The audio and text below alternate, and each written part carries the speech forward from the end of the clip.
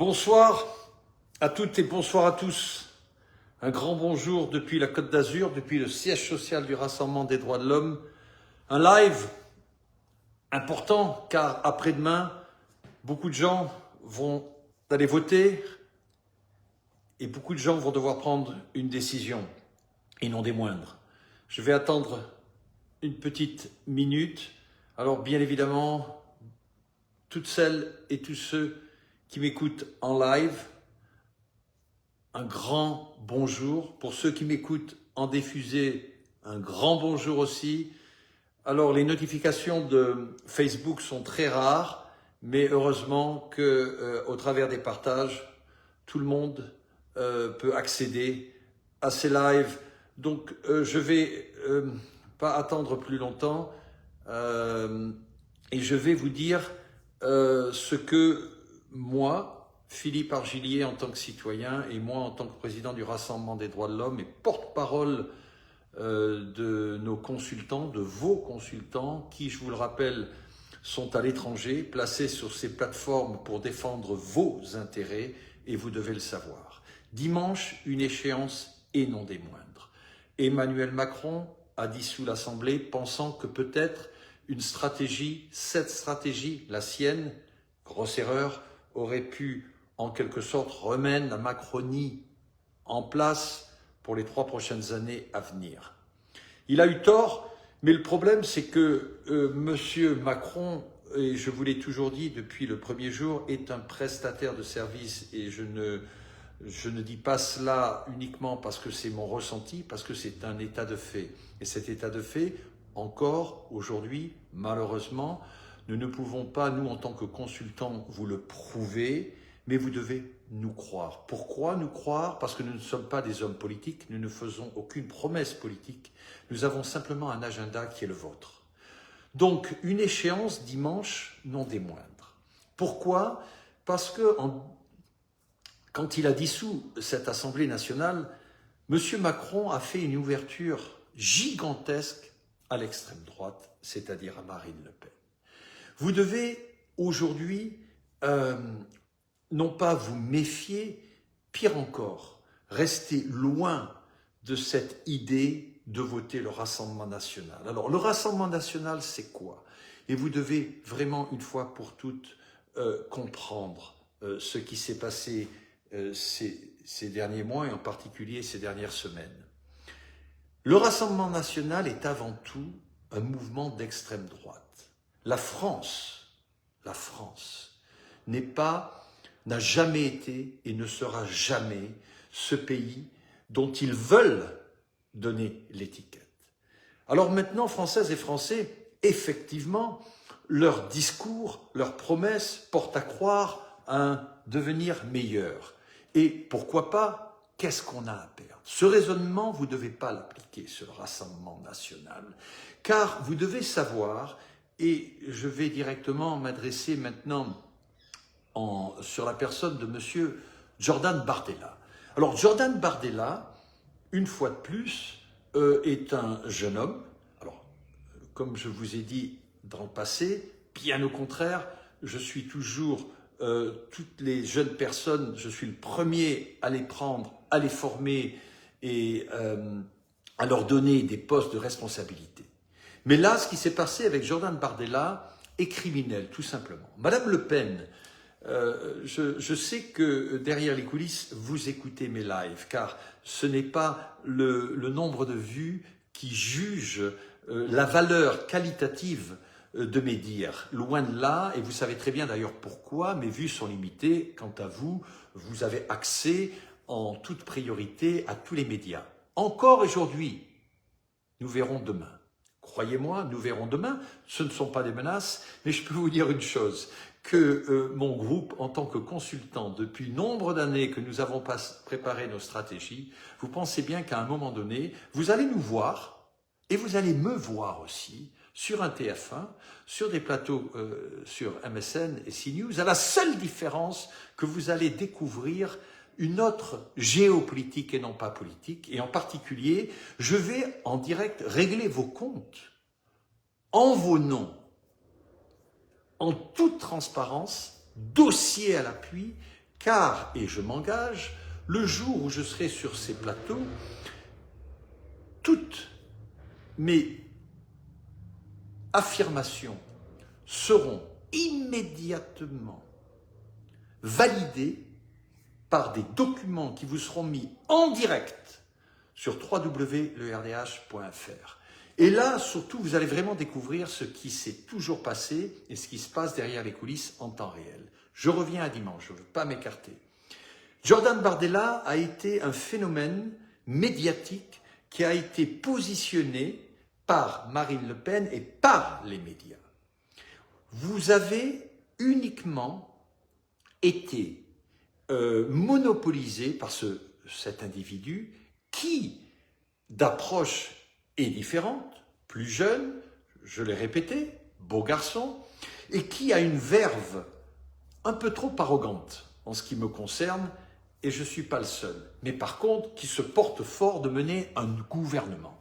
Mais de quel gouvernement parle-t-il et comment peut-il se porter fort d'un gouvernement alors qu'il n'est même pas né, N et accent aigu, dans la géopolitique, totalement méconnu de nos banques de données, donc un individu qui a ouvert grand sa bouche, on lui a gavé l'information, il sait se présenter, il sait frotter ses mains, il sait se tenir, c'est du formatage hollywoodien, simplement on vous l'a fait à la française, tout simplement. Monsieur Jordan Bardella n'a aucune connaissance géopolitique, toutes les promesses politiques qu'il vous fait et uniquement, toutes ces promesses politiques sont uniquement basées sur un agenda qui lui a été dicté, y compris pour ses discours. Pas un de ses discours sont écrits par lui.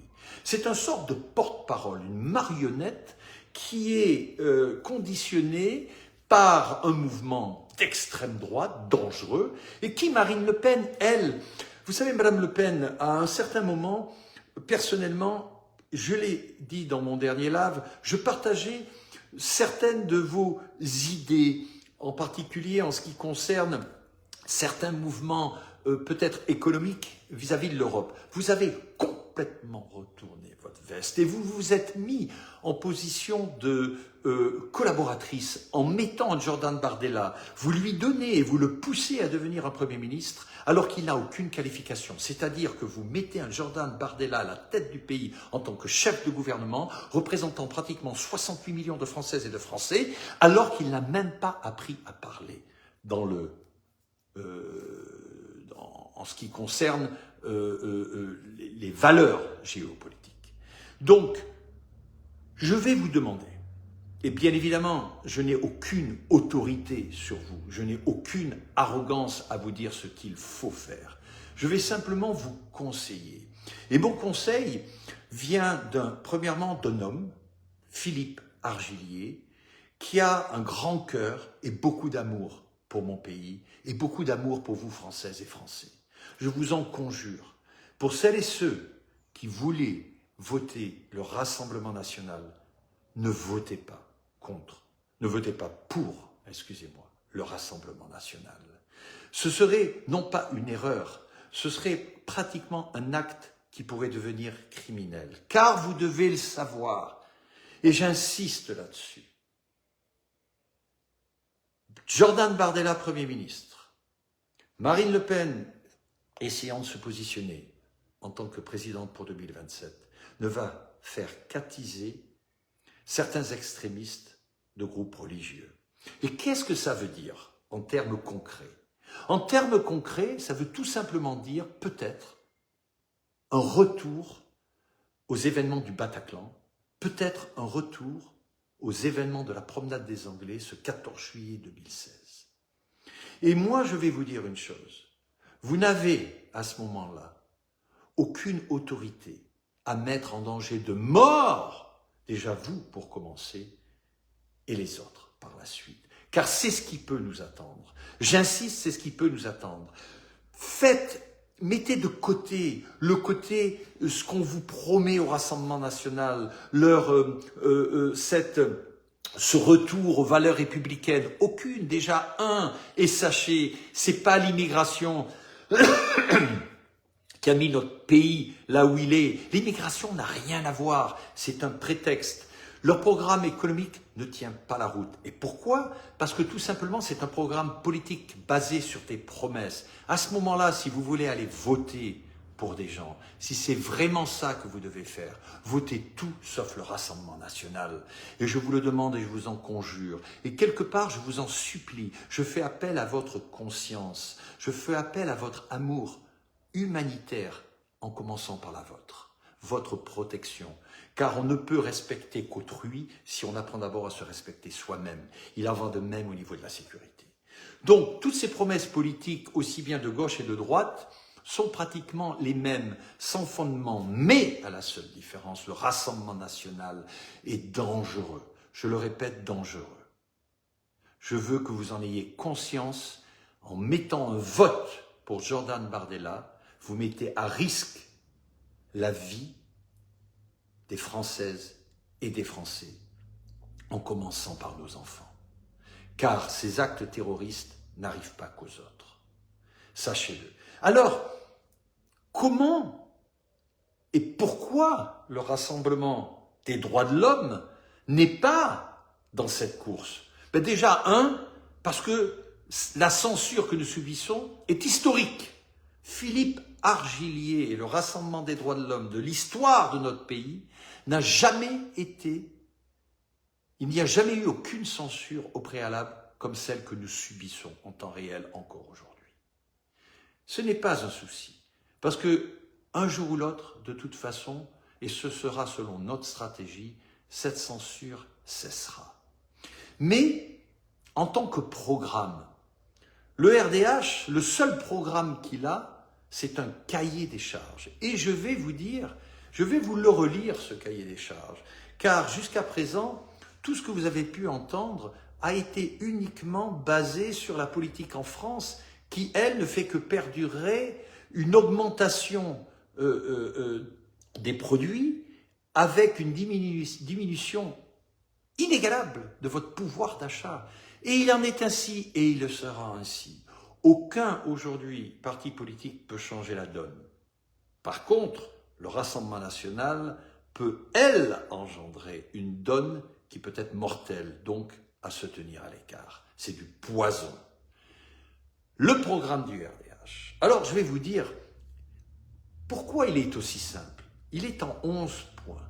Même, je vais vous dire, les 4 premiers points du programme sont suffisants déjà pour pouvoir, et sachez-le, ce n'est pas des promesses politiques, c'est tout simplement une étude que nous avons faite par rapport aux données que nous avons ces 21e dernières années, par rapport aux accords géopolitiques que nous avons répertoriés dans nos banques de données depuis le 8 novembre 2001, c'est-à-dire que nous avons tout simplement formaté un agenda qui ne tient pas la route, qui est exactement l'agenda qu'il faut avoir. C'est pas juste tenir la route, c'est le seul qui a aujourd'hui cette possibilité de répondre à l'ensemble de vos revendications.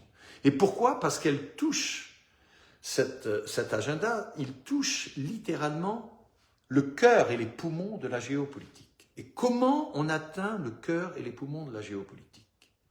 Numéro 1, on éradique nos accords géopolitiques, l'ensemble de tous les accords géopolitiques avec la France, ce qui va rendre immédiatement caduques les relations entre la France et les pays étrangers, uniquement sur des données économiques, mais avant tout une priorité sur l'humanitaire économique qui sera la vôtre. En éradiquant les accords géopolitiques de la France, le RDH vous rend en quelque sorte déjà, dès le départ, une partie des épargnes qui vous appartient et qui sont à l'extérieur du pays. D'où, déjà, sans rien faire, un pouvoir d'achat qui augmente. C'est mathématique. C'est très simple. Vous avez un portefeuille, on vous met un billet de 20 €, ben, le billet de 20 €, il y est bien dedans, grâce à la rupture de ces accords géopolitiques, que le RDH sera le seul à pouvoir orchestrer, car cette orchestration se fait depuis le dernier trimestre 2014. Vous imaginez, j'ai peut-être 100, 200 personnes qui m'écoutent maintenant, selon Facebook, il y en a peut-être des milliers, des centaines de milliers, mais on ne les voit pas par contre s'afficher, car ça se fait aussi partie de la censure. Donc je m'adresse maintenant aux centaines de milliers de personnes qui m'écoutent parce que c'est exact, malgré les 1000, 10 000 qu'on veut bien vous montrer. Parce que dites-vous bien qu'il n'y a pas que Facebook qui a possibilité de rentrer derrière les coulisses, il y a aussi des organisations et des entités comme la nôtre, comme la vôtre, c'est-à-dire le RARDH, qui travaillent de côté parallèlement avec ces organismes d'État. Et ces gens qui travaillent aussi bien pour Facebook travaillent pour nous. Donc il s'avère que les chiffres que nous recevons derrière les coulisses ne sont pas les mêmes qui s'affichent. Voilà, donc je tenais quand même à vous le faire savoir. Et généralement, mes lives, et ça peut vous surprendre, des fois, passent à 1 million de vues, alors qu'on affiche 5 ou 6 000. Et vous devez le savoir. Et ça vous sera encore prouvé le jour où je serai sur TF1. À ce moment-là, tous les éléments seront là. Chaque mot, chaque lettre de chaque mot, de chaque phrase que je dis, peut être vérifié et vérifiable par rapport à des documents qui peuvent être écrits, audio ou vidéo. La force des banques de données. Donc, éradication de nos accords géopolitiques au profit de la France. 2, sortie de l'Europe immédiatement. D'ailleurs, je vais vous dire, ce sera fait automatiquement dès que les accords géopolitiques sont caducs. Et les accords géopolitiques caducs, j'aurai la possibilité et la force de frappe de pouvoir le faire en moins de 3 heures de temps. Pourquoi? Parce que tous ces accords géopolitiques que je vais rendre caducs, 60% des pays ont déjà été informés depuis 2015. Ils font déjà partie de notre stratégie qui est la France pour 2027. Et tout ça derrière les coulisses. C'est toujours pareil. Je sais que c'est peut-être quelque chose de difficile pour vous que vous puissiez comprendre. Mais tout ce qui se passe derrière les coulisses aujourd'hui sont les fondations de votre avenir. À savoir, quand vous accédez au 5e étage d'un immeuble, vous ne voyez que l'immeuble, mais vous ne voyez pas les fondations sous terre. Et aujourd'hui, c'est sous terre. C'est pour cela que j'associe le RDH à un mouvement de résistance. Et j'adore Facebook et je vous remercie. J'étais, selon Facebook, en vue à 98 vues. Maintenant, je passe à 68 vues, alors que ce doit être à 7 minutes plusieurs centaines de milliers, mais j'aurai les chiffres. Ils me parviennent généralement sous 48 heures après mes lives et ils sont bien évidemment répertoriés. Donc, sortie de l'Europe immédiate. Pourquoi? Parce que, en cassant ces accords géopolitiques et en sortant de l'Europe, c'est-à-dire déjà, je sécurise 80% de vos avoirs et de vos revenus en France et non pas à l'export, à l'étranger. Sachez-le. C'est pour ça qu'il n'y a aucun homme politique aujourd'hui, aucune organisation ou parti politique qui puisse tenir ce que je dis, parce qu'ils n'ont pas eu accès à ces informations, donc ils ne parlent que politique. 3e point, un réaménagement de nos engagements diplomatiques au profit de la France, qui rejoint bien évidemment l'éradication de nos accords géopolitiques. Est-ce que vous avez une seule fois entendu, au travers de ces dernières semaines, ces points que je vous énumère aujourd'hui? Non, non. Pire encore, Marine Le Pen, qui était contre l'Europe, fait aujourd'hui une campagne européenne pour se rapprocher, peut-être ensuite fuir cette Europe. Ce sont tous des politiques qui vont selon le vent, selon la tendance, bien que il faut reconnaître que le Rassemblement national a une arrogance hors norme, aussi bien au travers de Marine Le Pen que c'est des acolytes. Et cette arrogance aujourd'hui passe parfaitement car on vous a habitué à l'assimiler. Donc, réaménagement de nos engagements diplomatiques au profit de la France. 4. Reconfiguration de nos opérations militaires. Alors là, je vais vous dire, on rentre littéralement dans le nerf de la géopolitique, dans le cœur, dans le battement de cœur de la géopolitique, parce que les opérations militaires sont uniquement motivées par des accords géopolitiques avec nos alliés pour parfaire les intérêts de celles et de ceux qui vous dirigent, et non pas celles et de ceux qui défendent vos intérêts. Donc une reconfiguration de nos opérations militaires, à savoir que probablement, et sachez-le, que plus de 90% de nos troupes militaires, le jour où le RDH prend la tête du pays, rentrent en France. Mais ils rentrent en France avec des accords qui ont été au préalable déjà formatés des années en arrière. La France ne sera jamais aussi sécurisée qu'au travers du Rassemblement national. Et en plus, je peux vous dire une chose, et je m'engage là-dessus, bien que nous ayons aucune relation avec quelques groupes terroristes, quels qu'ils soient, je peux vous dire que notre géopolitique à nous en France rassurera ces extrémistes, car à l'absolu, leurs affaires restent les leurs et nos affaires restent les nôtres. Nous n'allons plus nous mêler de leurs affaires, car nous n'aurons plus cette priorité de défendre les intérêts pour le 1%, mais bien reconnaître votre défense à vous, qui représentait en quelque sorte, en particulier en commençant par les travailleurs pauvres de notre pays, la force de frappe et la fortune du pays. Donc, on casse tous les accords aussi militaires avec nos alliés géopolitiques, mais ils sont déjà au courant et ils savent très bien que c'est ce qui va advenir. Et ce qu'on fait au même moment, on révise à la baisse le budget de la défense.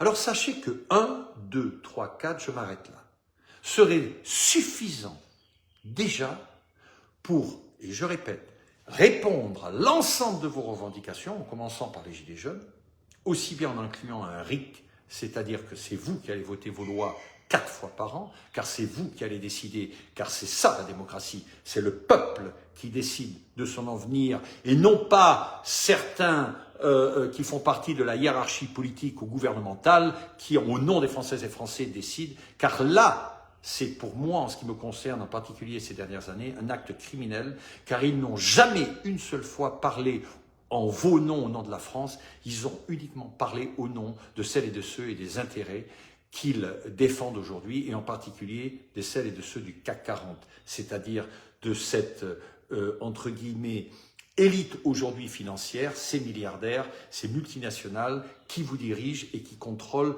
cet agenda qui est positionné sur ces plateformes que nous contrôlons, que nous répertorions, pour un jour vous les mettre mainmise pour que vous puissiez, au travers du RDH, en profiter. Donc une révision à la baisse de la défense, du budget. Comme je vous ai dit, ces 4-5 points, nous avons déjà répondu et encore plus. Mais on continue. Nous allons mettre fin à la politique discrétionnaire de la présidence au travers de nos relations France-Afrique, parce que ces relations entretiennent aussi des accords géopolitiques. Alors, le problème de l'immigration, je le règle là, déjà, tout de suite. Je ne vais jamais prendre une personne en France et la sortir. Pourquoi? Parce que cette même personne ne sera jamais venue déjà au départ en France avec le Rassemblement des droits de l'homme. Pourquoi? Parce que cette même personne sera très heureuse de rester dans son pays, parce que le RDH aura rendu, au travers de l'éradication de ces accords géopolitiques, aura rendu leur pays à ces gens, à ces citoyennes. Pourquoi il y a un problème d'immigration?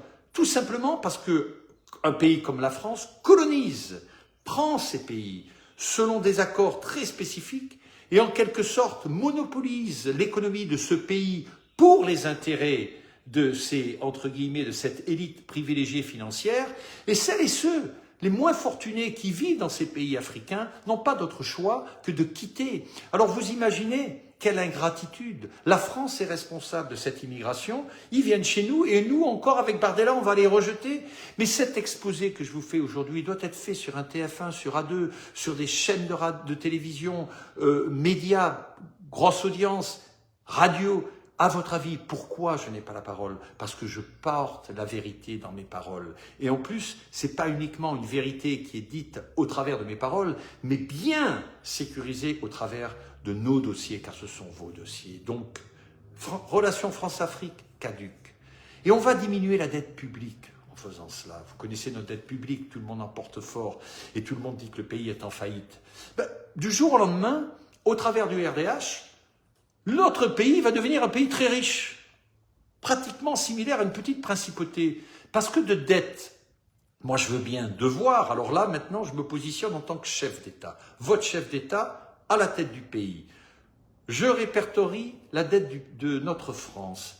Mais alors, ce que je fais, au même moment où je répertorie cette dette, je la mets parallèlement aux dossiers qui me seront accessibles de mes banques de données, bien évidemment, car je les alloue uniquement à la France en 2027 sous le Rassemblement des droits de l'homme. Et là, je mets en parallèle tel pays, telle dette, tel pays, tel dossier. Ça marche pas très fort, là. Il y a un problème. Alors, la dette va être négociée, non pas au travers d'ambassadeurs ou de représentations diplomatiques, parce que ça encore, c'est du blablabla qui coûte très cher à la France. Ce sera uniquement négocié derrière les coulisses, probablement, étant même à l'Élysée, peut-être à travers 1 ou 2 appels. Et moi, je vous dis, la dette de la France va tomber, mais d'une façon aussi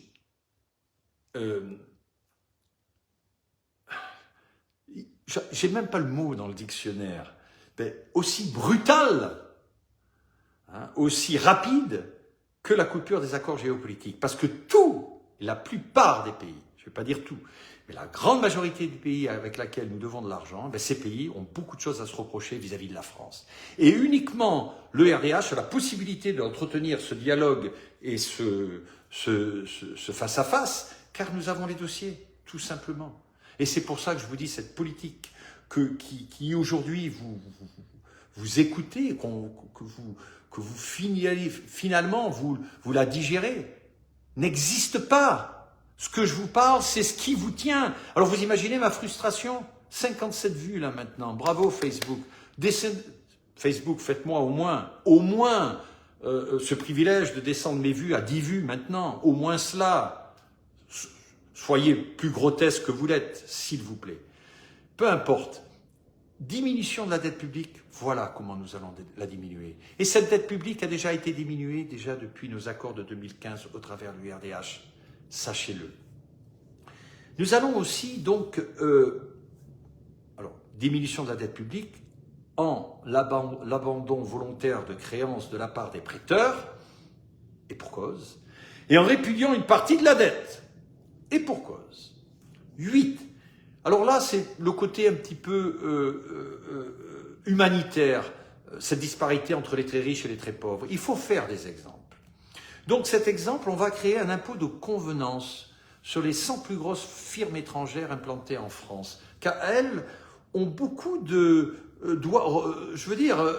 beaucoup à la France. Et la plupart de ces multinationales ont eu des accords très privilégiés, sur mesure, par rapport aux accords géopolitiques qui entretiennent les très riches. Et les très pauvres sont où aujourd'hui? Les très pauvres sont dans la rue. 2018, les gilets jaunes, et puis il y a eu d'autres gilets, et puis il y a eu les agriculteurs. Est-ce que vous pensez une seule minute? Et c'est là où, malgré tous mes appels, aussi bien au niveau de ces responsables d'associations, fédérations, agriculteurs, peu importe, personne n'a répondu à mon appel, et c'est inimaginable, car je les invitais au rassemblement, au siège social des droits de l'homme, en les aidant à comprendre ce qui se passe, en leur montrant certains dossiers. Qu'est-ce qu'il vous reste? À manifester dans la rue? À aller vous faire gazer? À aller vous prendre une balle de LBD? Mais quoi encore? Vous n'avez que ça? Non, restez chez vous. Réfléchissez au rassemblement des droits de l'homme, adhérez. Et finalement, faites aussi en sorte de participer à la cassure de cette censure. Donc voilà, une création d'un impôt de convenance sur les 100 plus grosses firmes étrangères implantées en France. 9. Création d'un impôt de solidarité sur les 100 plus grosses firmes multinationales. Ça aussi, ce serait important à faire. Corrobation avec l'impôt de convenance. Et je terminerai sur un impôt de partage. Le partage. Sur les 100 plus grosses fortunes en France. Alors je vais vous dire, ces 100 plus grosses fortunes en France, dont Bernard Arnault en fait partie, Bolloré, Pinault et bien d'autres. Quand vous pensez que monsieur comme Bernard Arnault officiellement se porte fort au travers de la liste Forbes d'avoir une fortune avoisinant les 245 milliards d'euros, c'est-à-dire 245 000 millions d'euros. Où est le partage? Et en plus, Monsieur Arnaud, jusqu'à ce jour, personne ne vous a demandé aucun compte. Pourquoi? Parce que toutes celles et tous ceux qui sont au gouvernement, quelque part, participent aussi à votre fortune. Car LVMH, très bien, grand patron du luxe, je veux bien. Mais pour arriver à une telle fortune, vous pensez bien que derrière les coulisses, beaucoup d'accords se font. Ça ne se fait pas comme ça. C'est pas un film. C'est un cinéma. Vous payez. Il y a eu un scénario. Il y a eu des acteurs. Mais dans la vraie vie, ce sont pas des acteurs. Des vraies négociations se font pour que ces gens arrivent à des fortunes comme celle-là. Et où est où le partage? On ne peut même pas parler de partage quand vous avez quelqu'un qui a 245 000 millions d'euros et quand vous avez une autre personne qui est la même, qui est un être humain, qui est en vacances en Normandie et qui est là en train de réfléchir si son enfant va prendre une troisième boule de glace parce que la troisième boule de glace coûte 1,20 €. Donc vous avez d'un côté le partage d'une boule de glace à 1,20 € et un autre à 245 000 millions d'euros. Non, on est dans une... c'est grotesque. C'est pour ça que le RDH s'engage, à vous, Françaises et Français, à la minute où le RDH est à la tête du pays, toutes ces grosses fortunes, et ce, sans exception, auront un audit immédiat qui sera fait non pas basé sur les documents que nous allons récupérer chez eux, mais sur les documents que nous avons répertoriés. Ah, c'est différent. Vous vous étonnez que je ne suis pas dans les médias? Et tout cela, bien évidemment, va se faire pour vous, Françaises et Français. Et les milliards, parmi ces 245 000 milliards et tous les autres milliards qu'on va récupérer, non pas, et c'est pas une promesse politique, hein, ils le feront obligatoirement, parce que ces gens-là n'auront pas le choix, parce qu'ils seront mis devant le fait accompli. À votre avis, où je vais les mettre, ces milliards? Chez vous. Chez vous. Donc, hormis un pouvoir d'achat en exponentiel, vous allez vous retrouver littéralement à la tête de votre petite fortune. Même vous, travailleurs pauvres, tout est relatif, bien évidemment. Mais un travailleur pauvre qui gagne, prenons un agriculteur qui fait peut-être 60 heures par semaine, ou 80 des fois, et qui arrive à tirer 800 € et 1000 € par mois, si demain matin, cet agriculteur, non pas au travers de promesses politiques, non pas en disant je vais augmenter le SMIC parce que je vais augmenter un autre impôt, si cet agriculteur, du jour au lendemain, peut sortir un salaire entre 3 et 5 000, et en plus avec une épargne qui lui sort de nulle part de 50 à 100 000 €, car c'est ça qui est possible. Sachez-le, ce sont les chiffres, ce sont ceux que nous avons répertoriés, ce sont ces chiffres qu'on vous cache. Et c'est la raison pour laquelle on vous demande d'aller voter dimanche. Donc voilà le programme du Rassemblement des droits de l'homme et bien évidemment un engagement écologique qui est primordial. Et une petite parenthèse aussi pour la principauté de Monaco. Alors là, cette petite principauté, en ce qui me concerne, j'ai un gros problème pour une petite principauté. Il s'avère que chaque année, vous, Françaises et Français, vous versez à ce bon prince qui est là-bas, qui s'appelle Albert II, avec lequel j'ai essayé de communiquer plusieurs fois. Je ne vais pas vous appeler mon Altesse, je vais vous appeler Albert tout simplement, parce qu'on va enlever maintenant ce côté monarchique. Vous êtes né là-dedans, c'est tout, ça s'arrête à ça, point barre. Ok? Donc Albert, quand vous recevez plus de 100 millions des Françaises et des Français dans votre principauté pour des accords qui avaient été faits au préalable, 50 ans en arrière, mais vous les recevez quand même, parce que c'est une bonne excuse. Je rappelle que la principauté de Monaco ne fait que vivre qu'au travers des accords véritablement politiques de la France. Alors, là j'ai un problème. Et je vais vous dire pourquoi j'ai ce problème. Parce que j'ai essayé déjà à plusieurs reprises, à titre de président du Rassemblement des droits de l'homme, de positionner un dialogue avec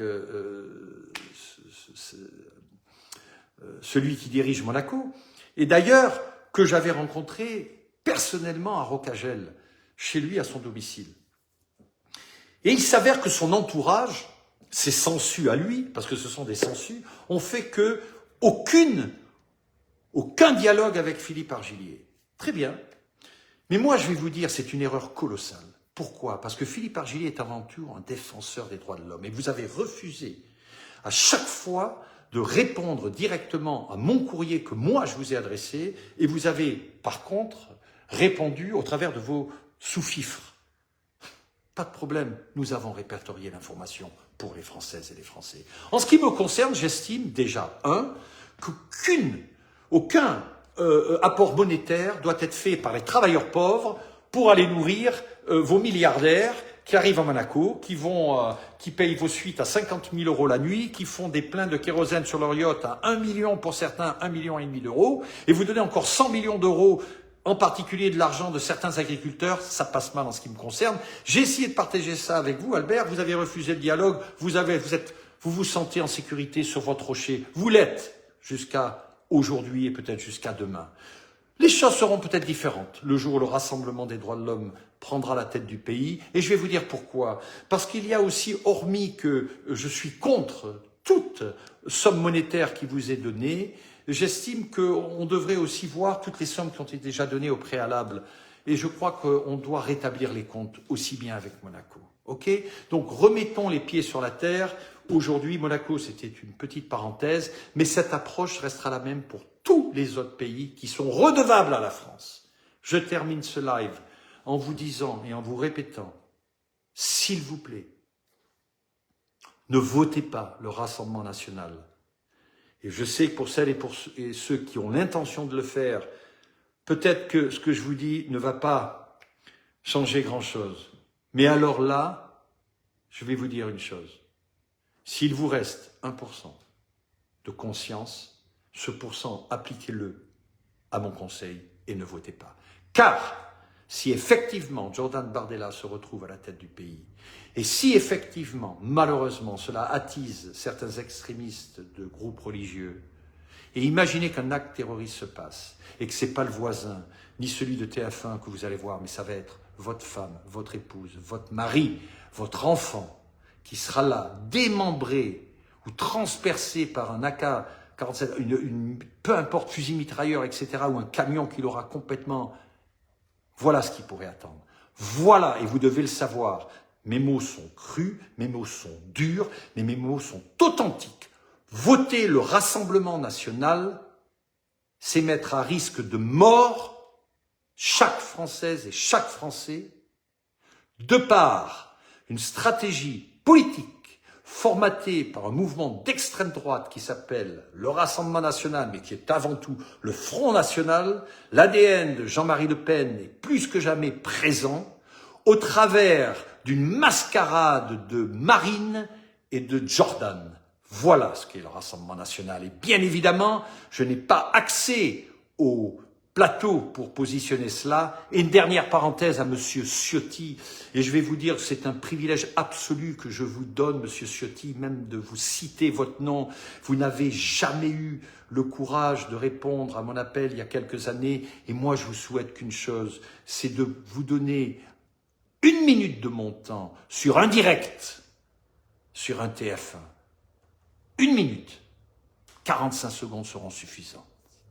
C'est tout ce que j'ai à vous dire.